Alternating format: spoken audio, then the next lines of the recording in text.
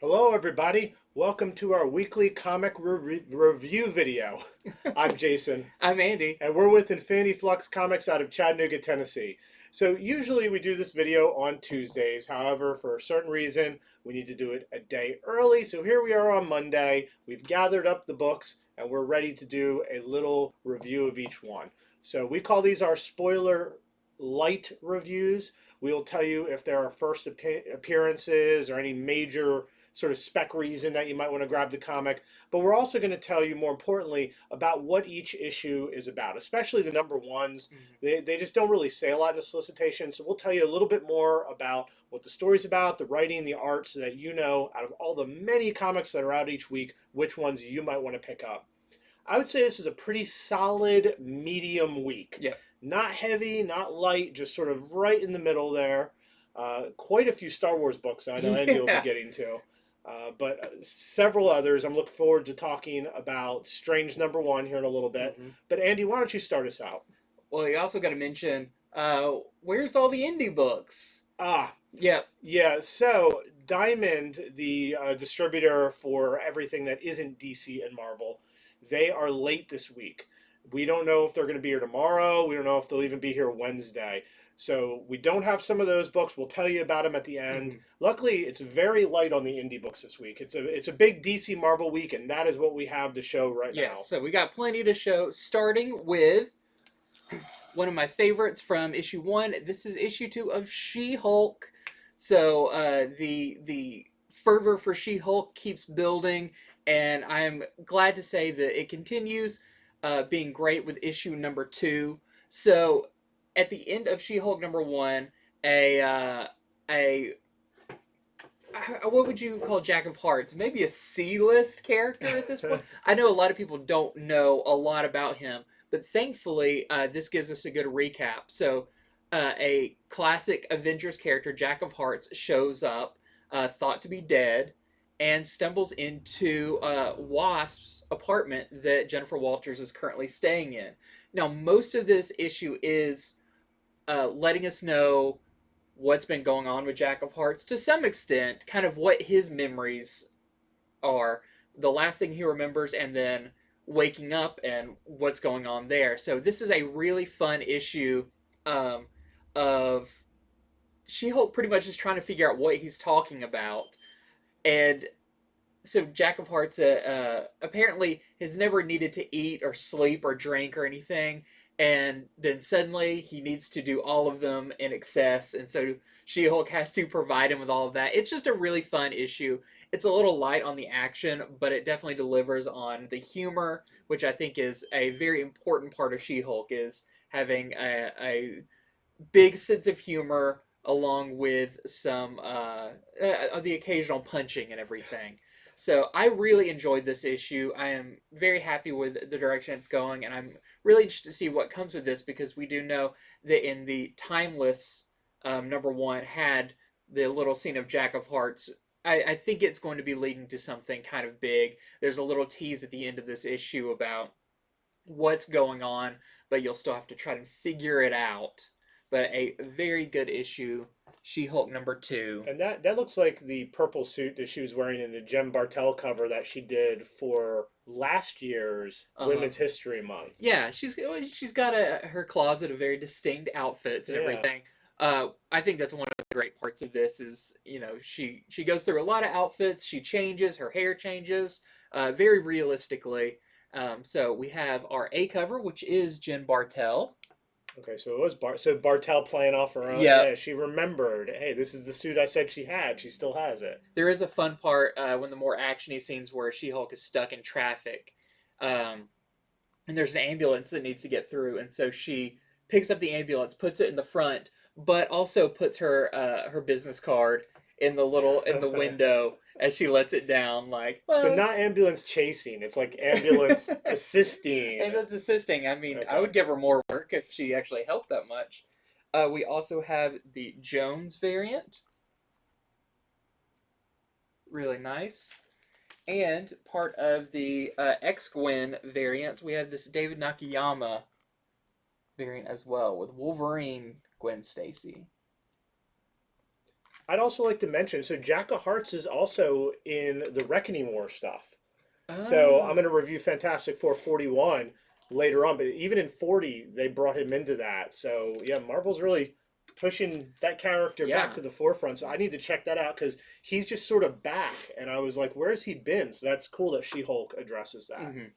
Okay, so the first book I'm going to go over is one that I have highly anticipated. It is the latest What If Miles Morales Became Captain America. So sometimes it's hard to figure out how many issues these are or if they're one shots. This is not. This is a 5 issue miniseries. And in the first four, it's going to show Miles throughout different multiverses or universes within the multiverse as different characters. In this one, it's what happens if he had turned into Captain America. And I'll tell you sort of a little bit about how that happens. But what I think is really cool is by the end of this, you learn that in the fifth book, they're going to bring all the characters together. So it's not just one shots that are isolated, they all affect each other. In fact, it's pretty clear that this one sort of is a catalyst for the others. You'll have to read it to see how that is, but the actions of the Miles as Cap is going to affect what happens in the others' books.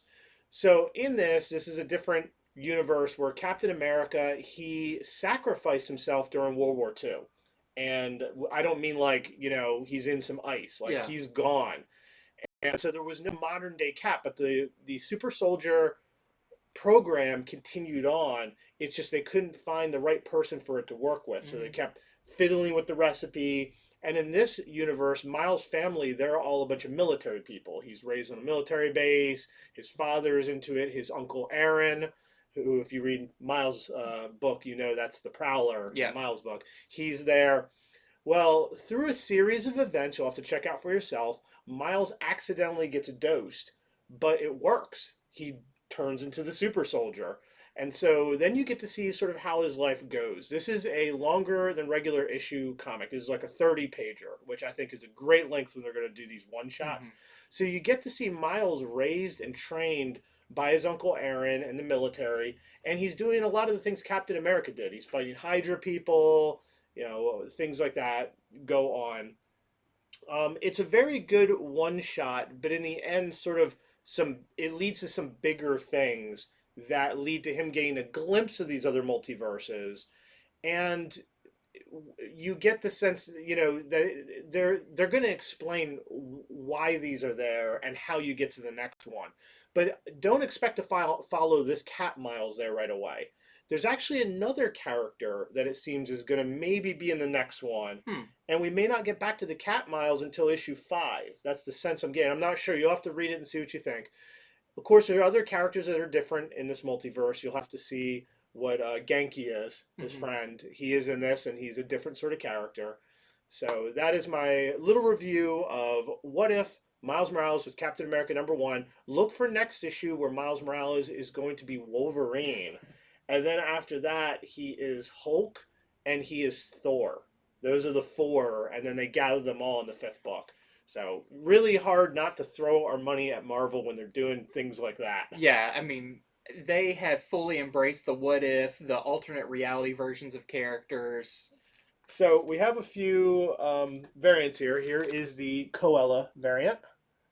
Just seeing Miles with the Captain America outfit and shield. This is not how he looks in it because he's never been the Spider-Man Yeah, in this that'd universe, be a right? very odd look if he's like, I feel like I need some spider-ish features on my Here suit. is the Brian Stelfreeze one, and yes, there is a Falcon in this book. And lastly, there is a 1 in 25 Ramos variant we're selling for $30 to our customers. It's smart too if you're gonna bring them all together later. You want to start out with the leader of the Avengers, with Captain America. You think I would have put that together, but I didn't even realize, yeah, they're basically, well, Wolverine. He's an off and on. He is definitely off and on, but Okay, my next one is the next little DC crossover event. This is going to go between this main issue, War for Earth 3. This is a 2 issue series that are going to bookend this, and it's going to be crossing over into Suicide Squad and Teen Titans Academy and Flash. So those are the ones, and then it'll have an issue 2 to this. So today I'll be talking about that one and Suicide Squad number 13. These are connecting covers. If I can get them on the right side. Yep.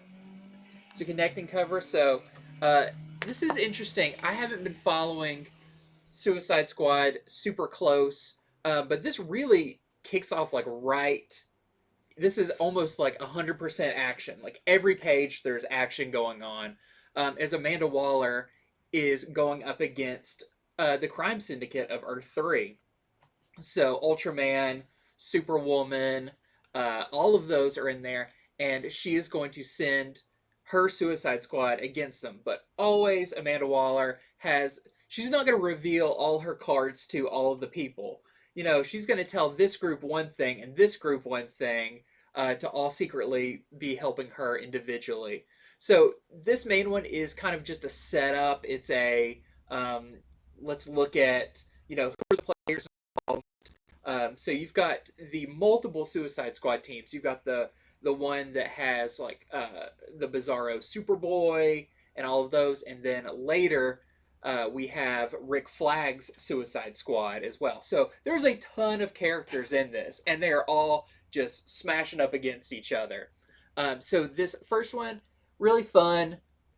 A lot of double crossing and maybe even a new version. I guess a new version of Suicide Squad is formed given the pieces that are at hand.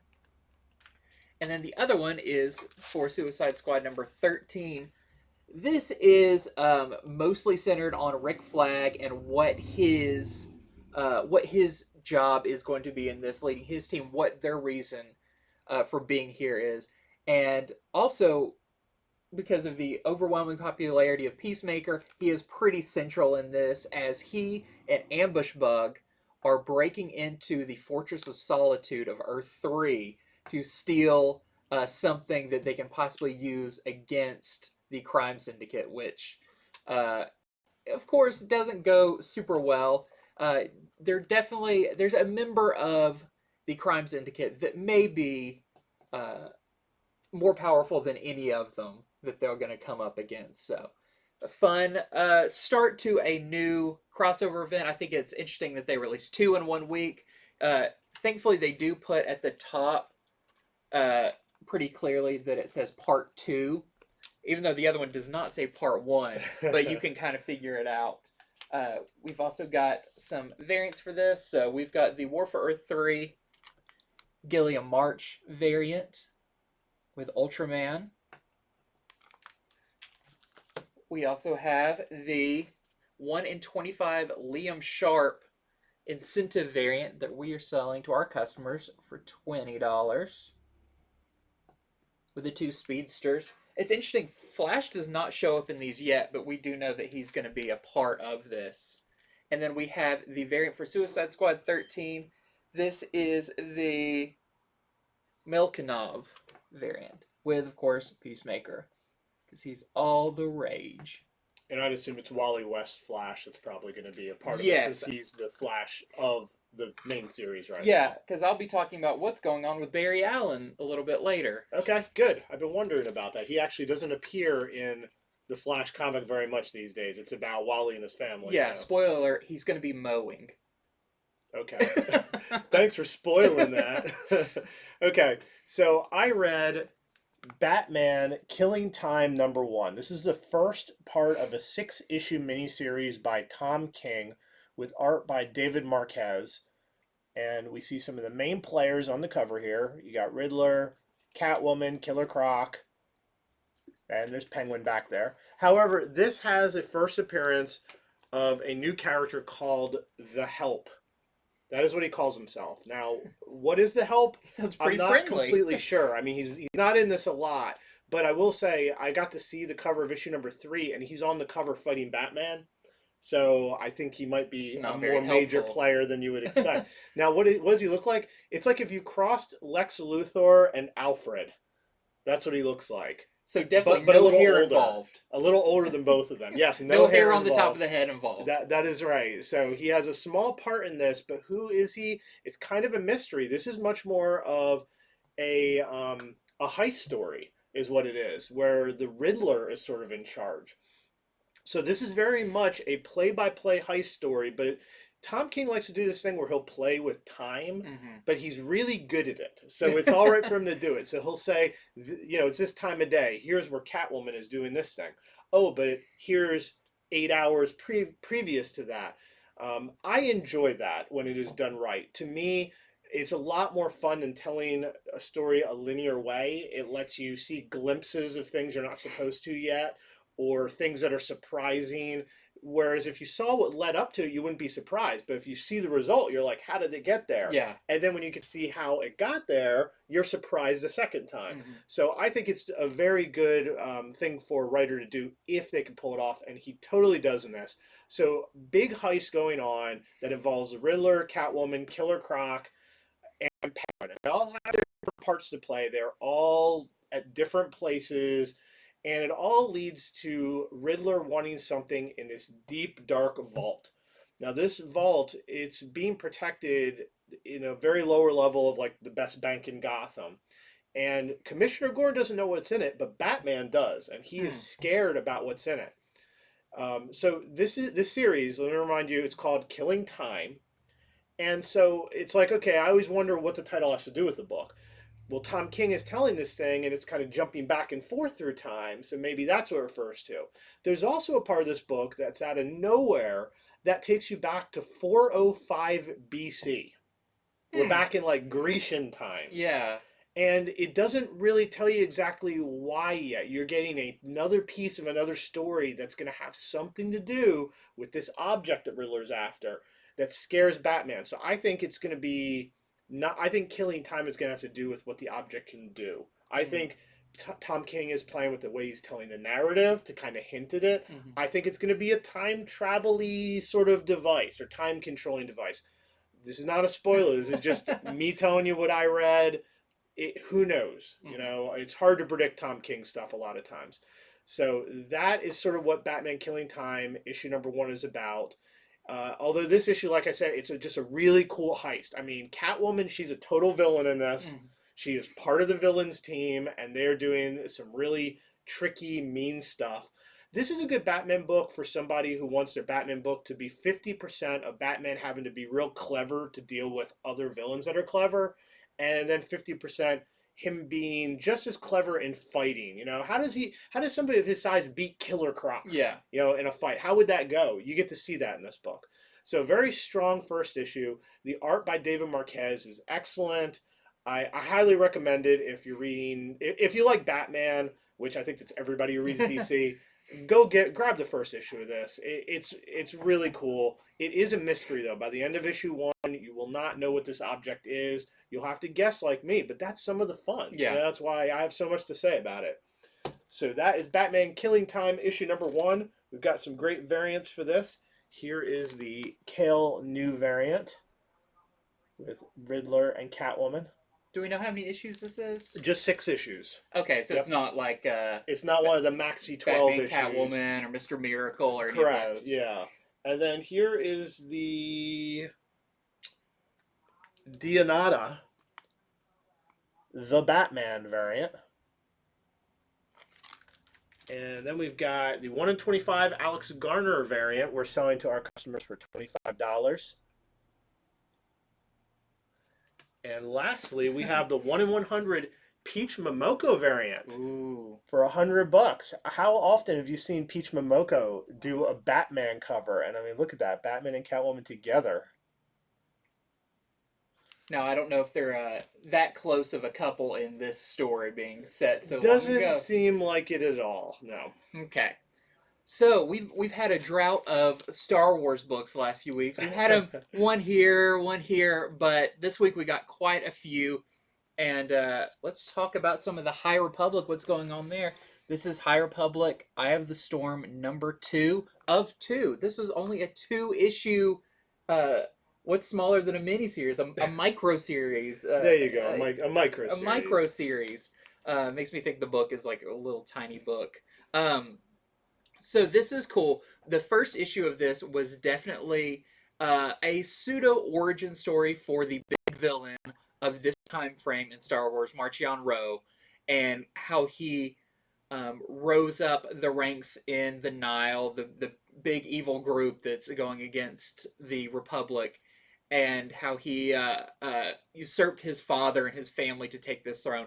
This actually takes place now during the current timeline of High Republic. So this and the next issue I'll talk about of High Republic are pretty in tandem, given the big event that happens at the end of the High Republic Fallen Star novel.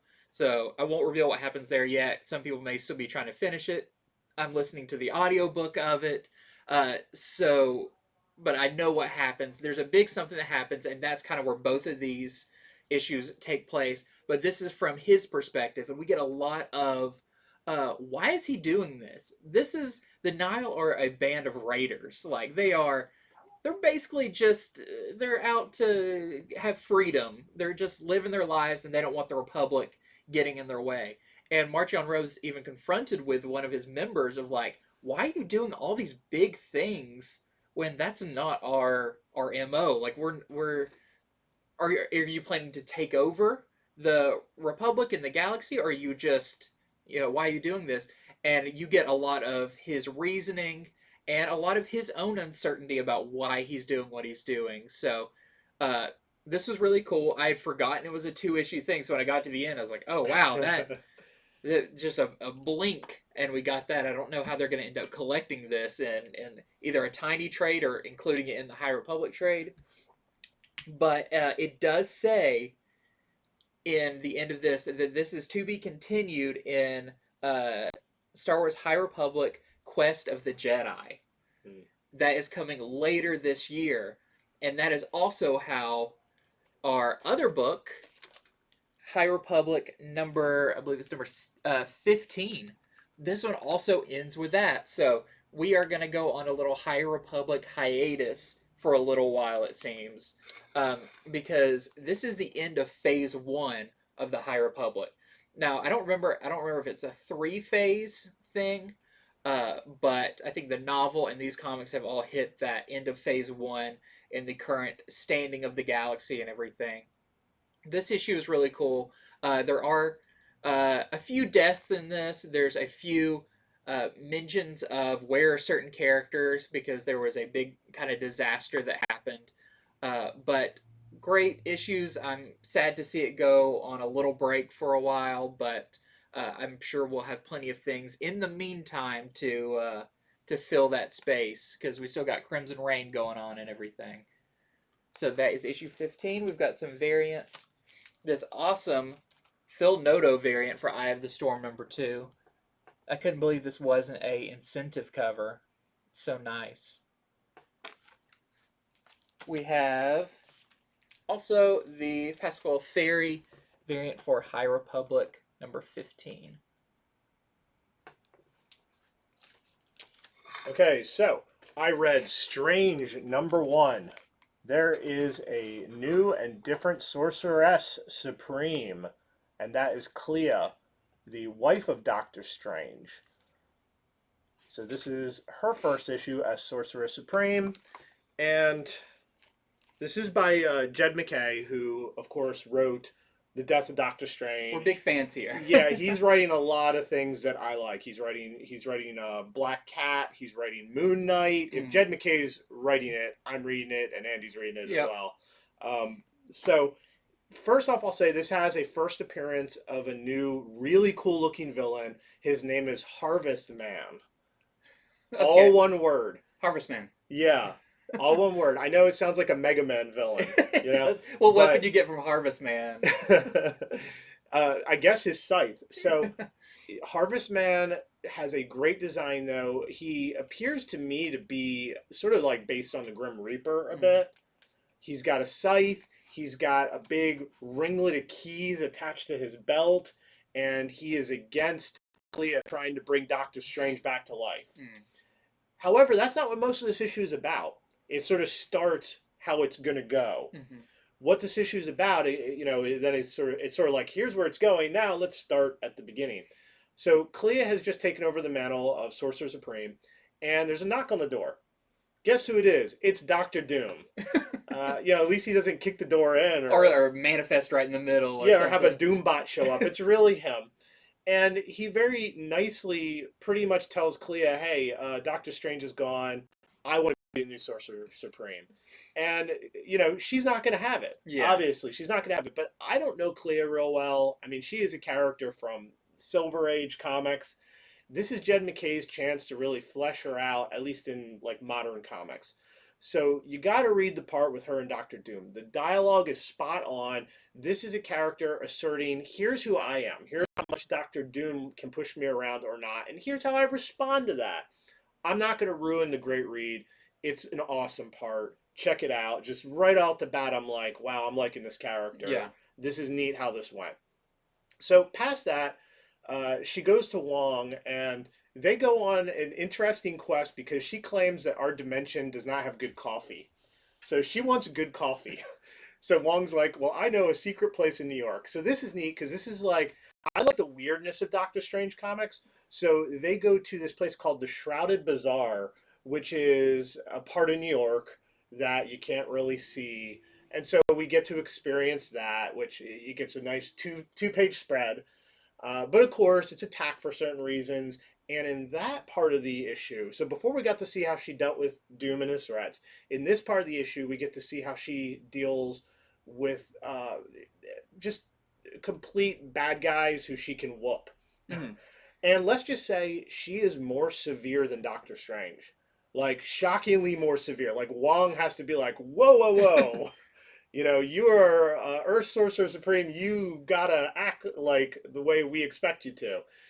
Very interesting. I figured she was gonna slide into this role and just be there for a minute or be like, I'm just here for Mhm. until Doctor Strange is back. But no, I mean, she really comes out swinging in this issue. So after they get their coffee, the next thing is, Wong's trying to like kind of halfway talk her out of just bringing Doctor Strange back from the dead willy nilly. Well, she wants to try to do it. She's going to try to do it. Um, but does she bring him back or somebody or something else back? Mm. And that's the surprise ending. Someone or something else might be coming back, and it might even be a character, it's not confirmed, who may be in the upcoming Thor movie, even. Love Hmm. and Thunderbolts. We'll see. That's just, one unconfirmed thing with what I saw at the end of this. But you read it. It's awesome. See for yourself. Strange #1. Great first issue, but yeah, that's Jed McKay. Yeah, yeah. I'm very excited to read that. And this is ongoing, right? They It haven't said is. that this is any kind of It's miniseries. ongoing in the Marvel way, Yes. meaning when sales slump, they'll Or put it to until pasture. the next movie. And then Right. there may be a second Doctor Strange Correct. title at If that all of point. us buy it and like it and read it enough, even if they plan on ending it, they'll relaunch it with Yeah. another #1. So just read what you like, support what you like, and also whether or not you like the name Harvest Man, the character is cool looking. I'll just tell you that straight out. Like first page, open it up. If your store lets you do that, you'll see the character. All right, we've got some variants. Here is the J. Scott Campbell variant. Some strong variants on this one. Yes, there really are. They really pulled out their big heavy hitters. Here is the Mana Carnage Forever variant. That's as much Doctor Strange as you see in this. And then we have the Art Germ variant, where we really get to see how Clea wears the eye and the robe. And then we have a Scotty Young variant. So in this, I think she's doing the magician thing. Like I'm gonna pull Oh yeah, like a the handkerchief or handkerchief something. out, but it's like she's just aghast once she learns how much handkerchief is in there. Cool. Well, my next one is the return of a series that was on a brief hiatus. That is Nice House on the Lake. This is issue #7. So also, I think Tuesday, volume 1 of it comes out as well. Which there wasn't a very long break in between issue 6 and 7, but boy, did it take me a second to get back into this. This is, of course, this is James Tynion working at his finest, but also, we are 7 issues into this, and we are right smack dab in the middle of this mystery, and with the events that happened in the previous issue that I kind of had to be reminded of. It's a very interesting take. So in the previous issue, it's almost like our characters who are in the nice house were getting a little too close to figuring everything out, and all about Walter and everything, that he had to do something to reset everybody. And in this, it looks like he's trying to do it again, but this time include himself in the people staying in the house, and maybe he can better make suggestions about what they should do when they're there, or offer advice to certain characters to kind of keep them from going too far off the rails. This was a fun issue. Like I said, I'm gonna definitely have to read the volume again, because this is dense stuff, but in a very good way of uh, character building, scenario building. Uh, you're not gonna understand everything, but there's a reason why. It's not because of the writing. It's because they're slowly dealing out these answers to what's going on, who is, I don't know, it's hard to say, who is characters and what are they type thing. But I think a lot of people are going to be very excited that issue 7 is out. We're now over halfway, and we have a variant for this. This is the Ferreira variant. All right, so I read Batman issue 121. So it was announced this week that Chip Zdarsky and George Jimenez are taking over Batman at issue 125. So that's 4 issues from now. Before that happens, Williamson and Molina have plenty more Batman stories to tell. This is the finale of the Abyss arc, however. So after this, I guess they'll have the next 3 issues to do another little arc that they want to do. Because, I mean, it's got to be everybody's dream to be writing and illustrating a Batman book. But this is the finale of the Abyss arc. And in this one, there are not just double crosses. There's like triple crosses that you learn of that have been going on with this whole Batman Inc. thing. So, you know, it all started because Batman Inc. was imprisoned for killing this villain named Abyss. But then it turned out Abyss was not dead. Abyss ends up fighting Batman and blinding him. That's one of the powers he has. Does that slow Batman down? No, not really. Batman's fine with being blind. Barely even notice it, except he has cool dark eyes. He's even scarier blind. It actually benefits him. Yeah. So, by the end of this issue, you're going to understand everything that has happened. A lot of it has to do with Lex Luthor. Surprise, surprise. You know, when he's in the mix, no matter how much he's like, well, I'm doing 60% good here, you know it's always substantially lower than that. But that's a lot of what comes up with the double and triple crosses. Luckily, Batman is not stupid. You know, he doesn't bumble into these things and go, oh no, everyone has tricks and I have nothing. He, of course, has tricks too that you probably don't see coming, which is awesome.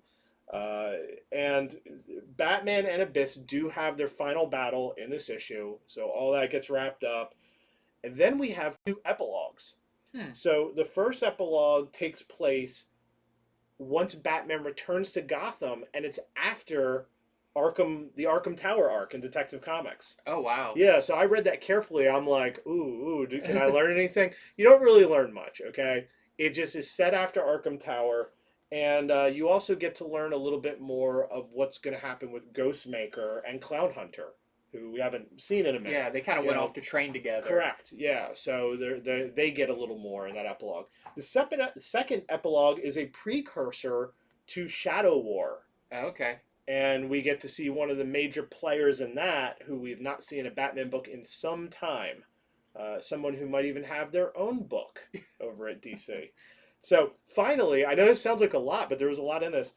In the backup story, the one that's being told where Maps has been trying to be Robin, she finally does some detective work on her own that really sort of earns her the position of Robin, at least in my eyes. Like an honorary status. In the reader's eyes, she does some stuff where it's like, wow, you are legit doing, you're not just like tagging along with Batman or kicking somebody in the shin. You did some legit detective work on things that Batman missed, and that's why he needs a Robin for the little things that fall, between the cracks. And here's the big part, though. By the end of the story, Batman finally calls her Robin. Ooh. So to me, you're not a Robin until you're called Robin by him. Yeah. That's my opinion. So, with that, I think. Now, I'm not saying he's like, you're Robin and now you're going to stay with me and hear all the Robin duties. But he, in earnest, calls her that. Yeah. So, doesn't mean the team up's going to continue, however. So, that is Batman 121. We have a Francisco Mattina variant. And we have, even though he's busy doing Detective Comics variants, we got a Lee Bermejo variant for the Batman movie. And lastly, we have this 1 in 25 Anacleto variant we are selling for $20 to our customers, featuring Batman and Ghostmaker. I just figured Ghostmaker's pants, they're so baggy, it's like you're going to trip on them. His right. Or it's always raining in Gotham. There's just gonna be sloshing with water.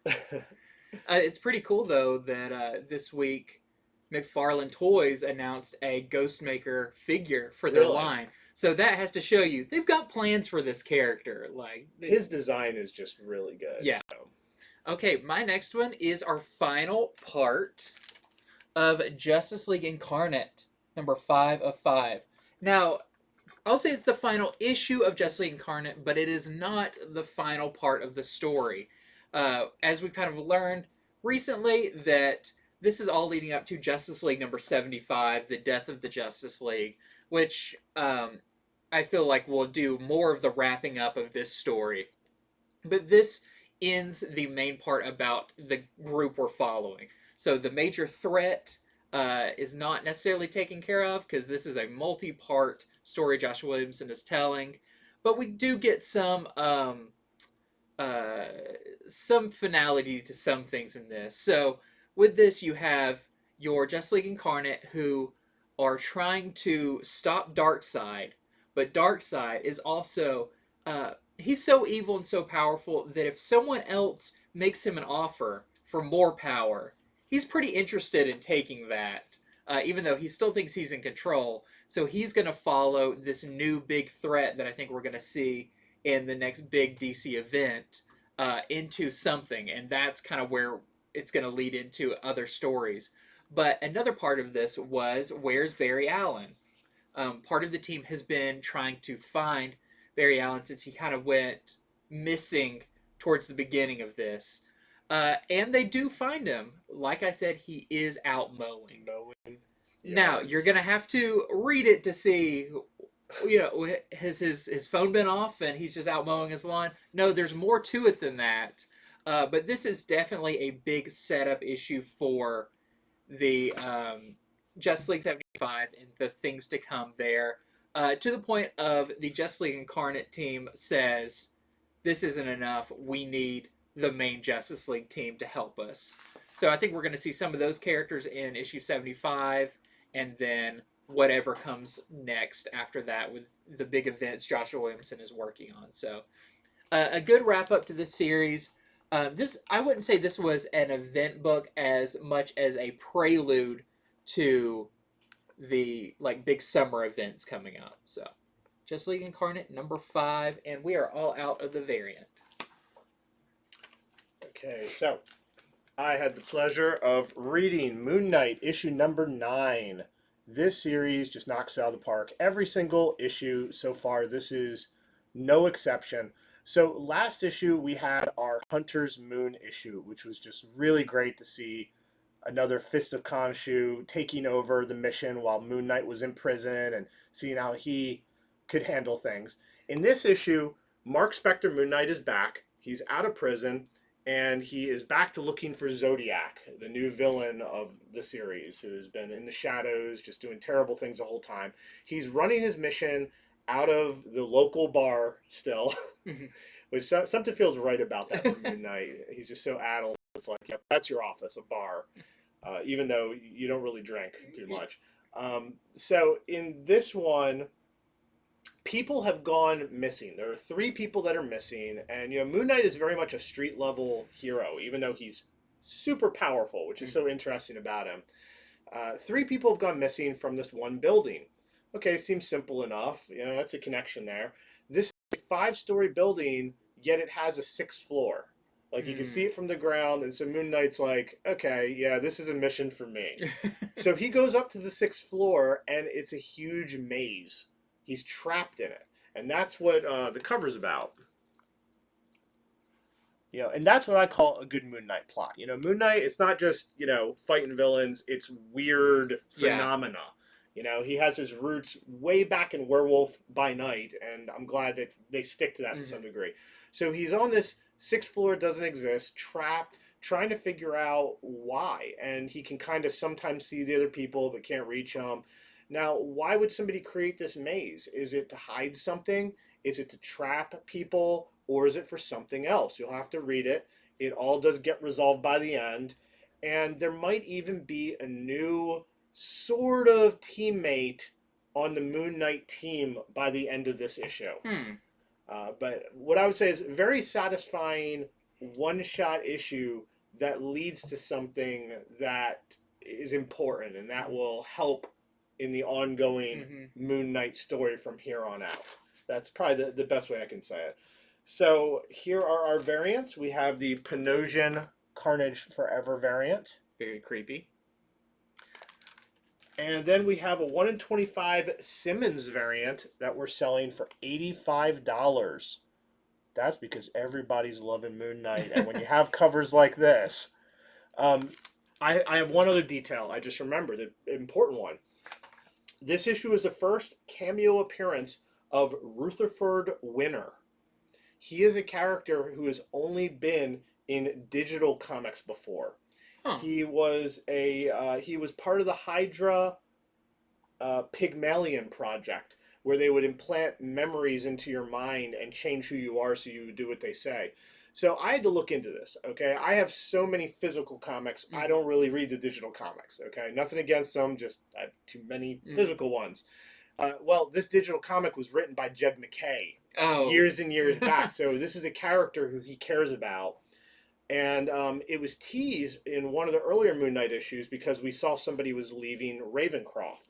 Well, now in this, we get that is who it is. So this is, once again, this first cameo appearance of Rutherford Winter, who I think is going to be a major character, probably a villain, in this ongoing Moon Knight series.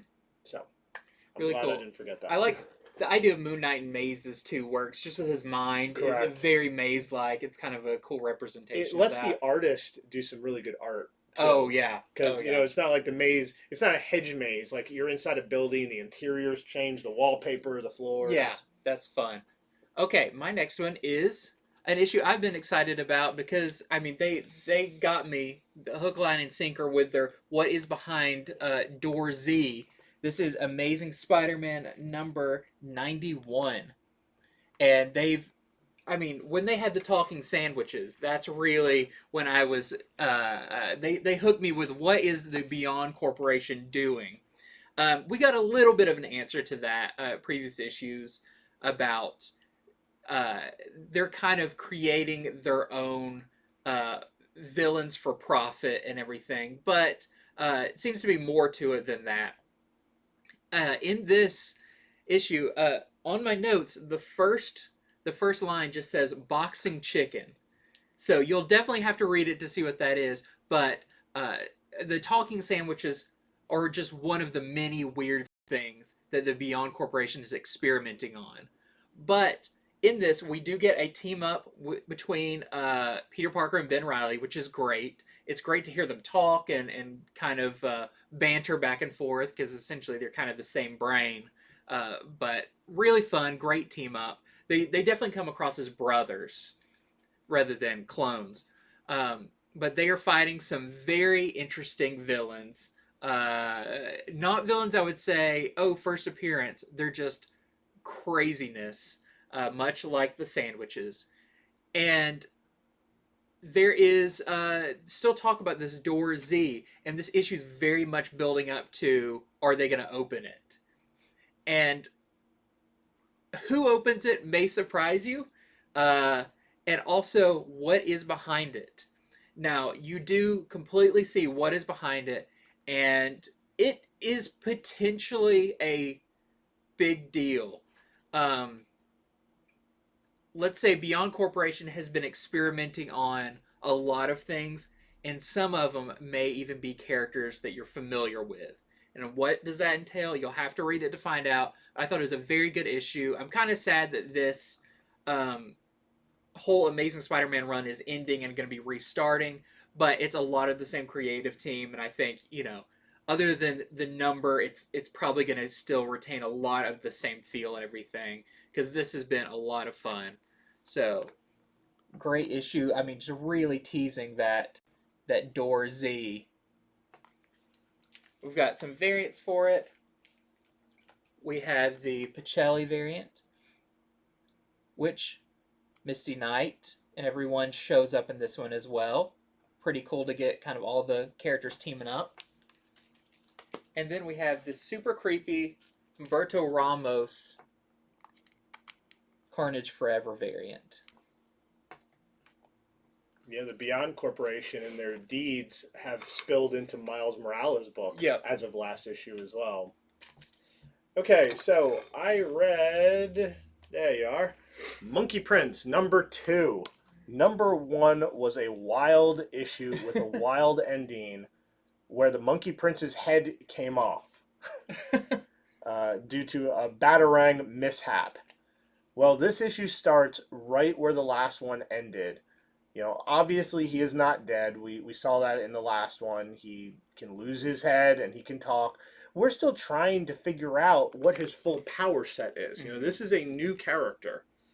And so what's funny is this starts out where, Damian goes to the same high school as him. Yeah. And of course, last issue, Damian turned into Robin to help Batman. And, in the end, the Monkey Prince's head came off. Well, this issue starts out where Damian has the head and he thinks the whole situation is hilarious. Batman is full serious. Batman's like, this is a new villain. We need to figure this out and stay serious. And what's his power set? Meanwhile, Damian thinks it's so funny that this headless thing is in his hands. He even punts the head. You'll have to see why. There is a reason why. It's not a great reason. It's a Damian reason. It's a Damian reason, yeah. But it's up to Shifzu Pigsy, who is the Monkey Prince's sort of mentor to try to save him. In this issue, though, obviously that situation goes down and plays out in a way you'll have to see for yourself. In this, we learn more about what is it to be the Monkey Prince. Like, do you have a destiny? And what might that destiny be? And can you escape it? And if you try to escape it, what happens? What are ways for the destiny to pull you back in? That's a lot of what this issue is about. And, we need to know these things because, the first issue was so surprising because there was just so many questions. And now it's time for them to start answering them. And they do start answering them in this issue. The other side of things in this issue is we know that the Monkey Prince's adoptive parents are secret villains. They're scientists who work for villains. In this issue, like last, they're working for the Penguin, and the experiment they're working on goes horribly wrong, and by the end of this, the Penguin has new powers, new horrifying powers, and he looks to be the main villain for this. And I mean, way more powerful than you've ever seen the Penguin, way more scary, and it looks like Batman might be the next target of his.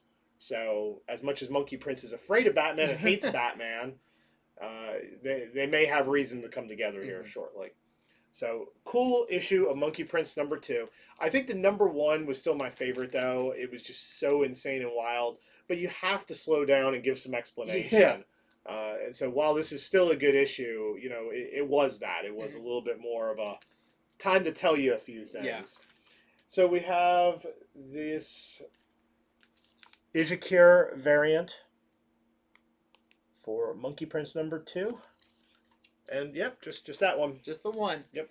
Okay, my next one, just a brief one to mention, but this is Avengers Forever number 3. So, of course, this is the multiversal Avengers team. coming together. And what makes this one special, it is the first full appearance of a new Moon Knight, which is Mariama Spectre, who is definitely a different version of Moon Knight with her skill set and everything, almost like Moon Knight Space Ranger. You have to read it to see. It's pretty cool to see her skill set, and also the Infinity Thing. So this version of Ben Grimm the Thing went to space and came back. It seems that the stones in his body are somewhat the Infinity Stones. So it's weird to have a Ben Grimm that is constantly hovering and speaking very almost like vision or something like very profound and stuff. It's a very interesting issue. There's a few other minor characters, like a new version of Vision that's kind of cobbled together, and a version of Wonder Man that's kind of zombie-like. So fun issue. I didn't get to read it super in depth, but from what I saw, really cool. All right, so I checked out Fantastic Four issue 41, the next part of the Reckoning War. In this, it starts out with the Watchers, and they're having a trial for Uatu over things he did, and you'll have to read it, but he may end up imprisoned. Ooh. Who knows? But during this trial, you will learn the origin of the group who they refer to as the Reckoning. Pretty much the people who started all this. You'll learn the Watchers basically are talking about at the trial, and that's how we the reader gets to know, oh, this is who the Reckoning people are and where they came from. So there is that. Also, Ben Grimm must go up against Rapture. So in the last issue, he was terrified of this character named Rapture because he had seen his own death at her hands back when they fought the Griever. This is way back in Fantastic Four 28. Wow. I did my research and I finally found, because I read the issue, but I mean, that was a long time back that this happened. And so Ben has to have the courage to try to face this character who he's supposedly destined to die by their hand. And you'll see how that plays out. Jack of Hearts is in this. Mm-hmm. He is still an honorary member of the Fantastic Four. Johnny Storm left last issue, and Jack was there, and they needed help, so they're like, you're now a member of the Fantastic Four. Also, with Johnny gone, we can't go down to 3. We officially have to make whoever is in the vicinity. We have T-shirts made. We cannot. We can't. There you go. Can't go through all this. They've already put the down payment on the T-shirts. So, lastly, deep in space, 2 former heralds of Galactus decide, for certain reasons, that he may have to be brought back to life. However, when they do this, what returns has changed. So instead of Galactus rising, rises the Destruction. And that's in caps. The Destruction. So a new form of Galactus is created by the end of this issue. So a lot going on in Fantastic Four 41, Reckoning War. It was a long read, a lot going on. So, I mean, I told you some things, but there's so much more than that. We have some variants here. Here is the Yagawa Gwen X variant, where Jubilee is literally photobombing Gwen trying to look like her.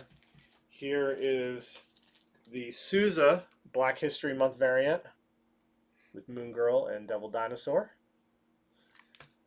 And then there is this 1 in 10 Silva design variant we're selling to our customers for $15. Okay, and checking back in with Star Wars, we have Star Wars issue 21. Very cool cover there. And this takes a little bit of a departure from what's been going on in Star Wars. This isn't very Crimson Reign connected. Luke is not in this. Han, Chewbacca, none of them are in it. Because this is going back to some characters that were established before Force Awakens in the Marvel Star Wars. Poe Dameron's parents, who are kind of founding members of the version of the rebellion that took down the Death Star and everything. They weren't like founding members with Leia and everything, but they were very early on in that. And Shira Bay, Poe's mother, of course, Poe at this time is still a baby, but she has been on this Star Destroyer. There was a kind of a space battle, and all the ships were destroyed except for one. It's because she managed to actually hide away on a Star Destroyer that was functioning and everything, and disguised as a stormtrooper, and kind of trying to send intel back to the rebellion. But it's a very dangerous situation she's in. She's in kind of a blown up part of the ship, and there is a commander that is on her tail that knows that there's probably someone hiding out on the ship. And so it's a very interesting issue where you get a lot of her kind of logs that she's sending to her husband back in the rebellion about where she is and what she's finding out and everything. So none of your main cast here, but this is going to lead into a big rescue mission in the next issue. I really like this. I thought this was a great kind of change of pace, completely different type of story. We've got some variants for that as well. So, of course, the John Tyler Christopher action figure variant. This is the Pegulayan variant. Another really interesting cover where she's in the ship in their stormtrooper armor. And then one that we've been excited about. This is the Sprouse Lucasfilm 50th Anniversary variant featuring IG-11 and Kuiil on a blurg. So that's kind of the first cover appearance of all those characters as well from The Mandalorian. And lastly, we do have the second printing of Star Wars number 20. A very cool issue where Luke gets a little bit more teaching from a holocron of Yoda. All right. I read Detective Comics issue 1055, the latest in the weekly series of the Arkham Tower story arc. So this one, we are definitely at the place where they scared us at the very beginning of this, where they showed us deep into where this was going to go. We are on day 24 of the Arkham Tower experiment. The patients have fully taken control. They are angrier than ever. The hospital staff has lost all control. Nightwing and Huntress are trapped inside. At least one of them is fairly majorly injured. And the rest of the Bat family can't get in the building. The building has gone into lockdown in such a way that they cannot get in.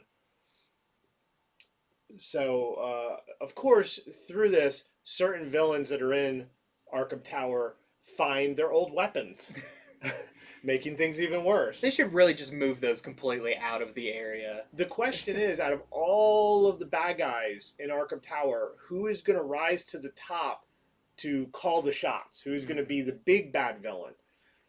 I'll give you a hint. So Joker's not there. Yeah. He's not in Arkham Tower. Otherwise, it would be Joker probably. Yeah. So it's not him, but it's probably the next worst person you can expect takes the reins by the end of this issue. So there's also the backup story about the orphan growing up sort of in throughout a lot of time periods of Batman and DC history. And in this one, this is during a major crisis event. They don't come out and tell you which one, but something happens. This kid's like trying to live his life. He's trying to recover from what happened last issue. Yeah. I'm not going to reveal that since it was just last week, but something very bad happened to him. He's trying to recover, getting out of rehab. All of a sudden there's explosions. He goes outside, and now you're in basically a post-apocalyptic world. Batman's missing. Superman's missing. I really like how this is being written because I'm like, oh man, what crisis is this? Yeah.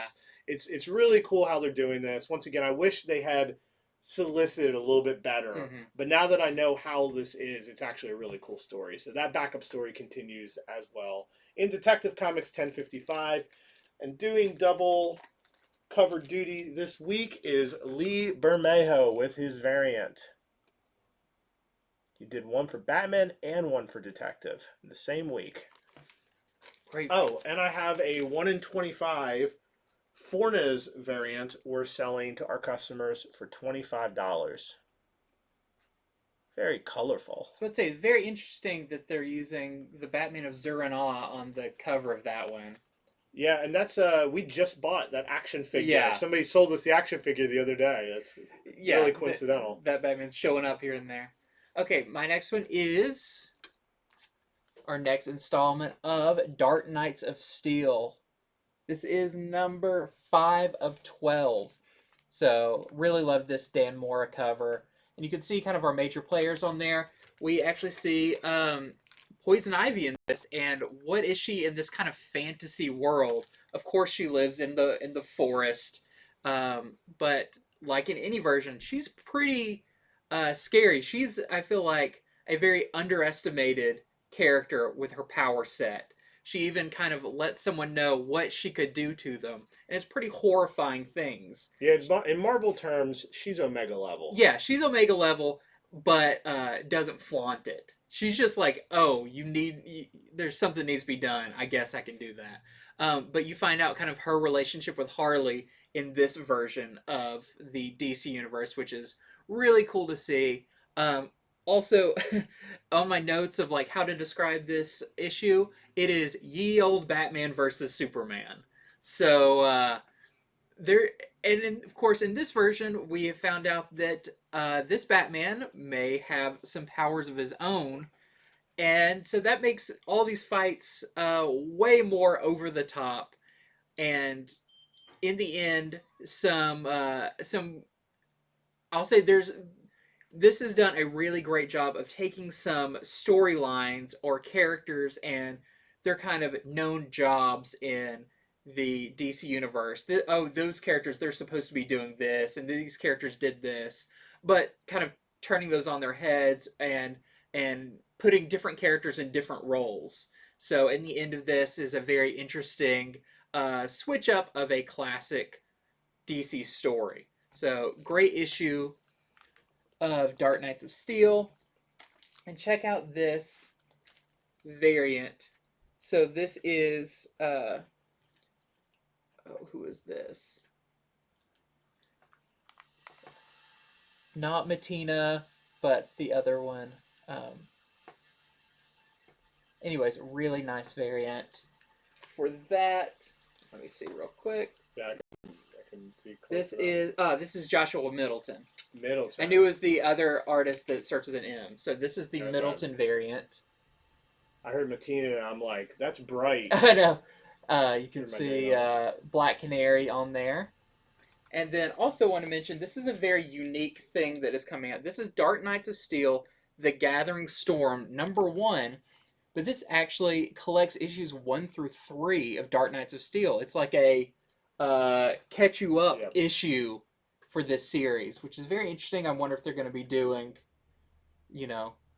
one of these every 3 or 4 issues. So if you missed out, maybe you want to pick this one up. I mean, I'm glad you're showing that just to educate people. I could imagine wandering in a comic store, seeing that, going, I'm reading that series. Is this a special for it? Yeah. And buying it and being like, hey, this is just the first 3 issues. Yeah, because it does, with a subtitle and everything on there, it does almost feel like, oh, this is an extra, a supplemental material. And I believe they are doing something like that coming up soon.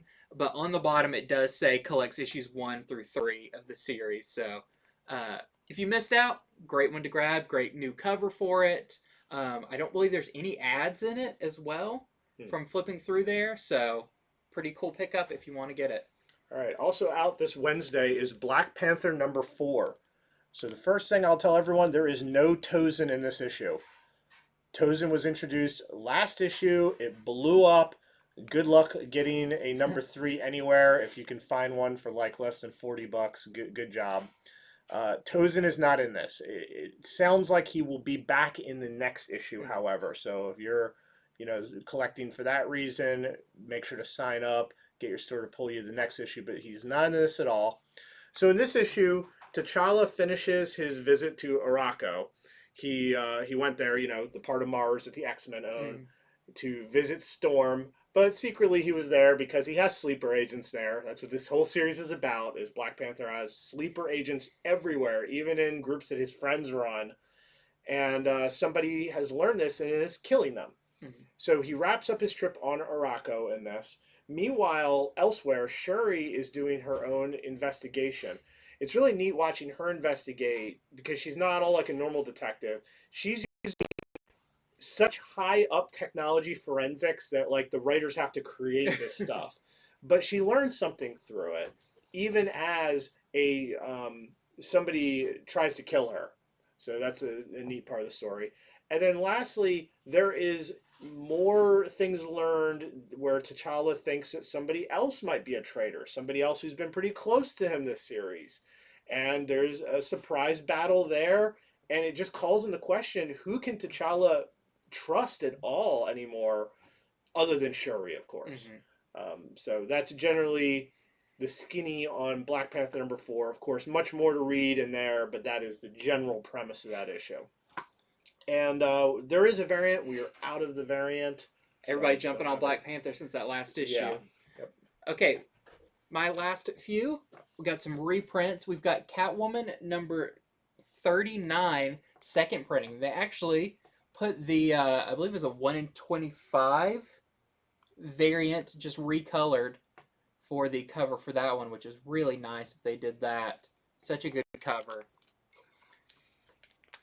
I have some second prints to show off as well. Ooh. So here is Venom issue number 4 second print. So if you need that, that is going to be out this Wednesday.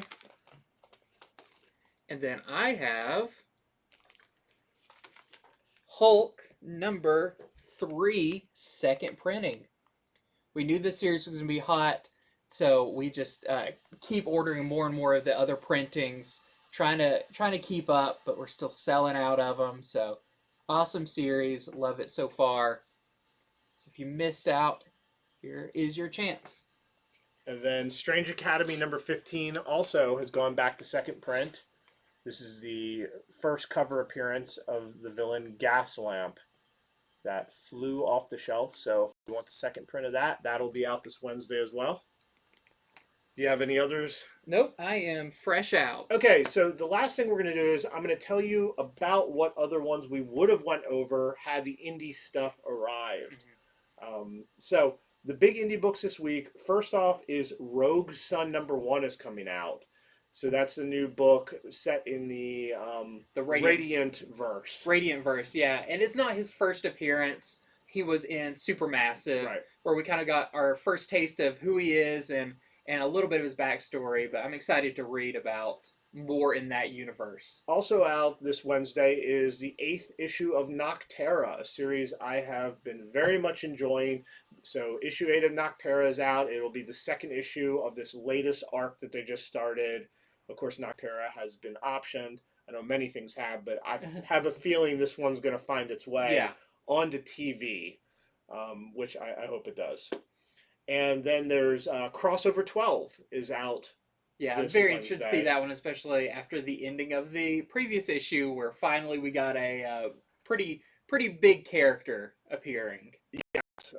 I mean, it's been long enough. I think we could talk a little bit about it because I did want to say something. So Donny Cates has written himself in the crossover. Yeah. And I'm just going to make a prediction because if I were to write something like that, or have read a lot of comics, if you're going to write yourself into a book where certain writers are getting killed, I predict Donny Cates is going to kill himself off. To me, that is the least pretentious thing a writer can do after writing themselves into their own book. Now, who's going to do it? Well, maybe the character they just introduced. Yeah. I mean, if I were writing it, that's the coolest way to have your own character die. Yeah. So just a little nugget of thought. Maybe that'll happen in Crossover 12 out this Wednesday. I don't know. We don't have it. Uh, Also out is Loaded Bible Blood of My Blood #1. That is from Image. It's from Tim Seeley and Steve Orlando. It is a follow up of a Hmm. prior series, but a new #1 for Loaded Bible Blood of My Blood. There's also Star Trek Discovery Adventures in the 32nd Century #1. That's also coming out. And lastly, the last thing we should probably talk about is Something is Killing the Children. The second Slaughter Pack is coming out. So that is issues 7 through 12, I Hmm. believe, with new covers by David Mack. It comes in a pack. You have to buy them all. When the first one, when we solicited on Comics of the Future, we told people, tell your store, tell your store. Yep. And we had several people order it. Well, I think we like quadruple ordered and we still sold Yeah. out. So I think this Slaughter Pack #2 is also going to be hot. You may want to make sure your store has you down for that, or get in on our Wednesday and buy it up Hmm. quickly. The David Mack covers are awesome. Yep. So that's it. That is our show for this week. We'll be back on Friday with Comics from the Future, where we talk about all the comics that are still open order.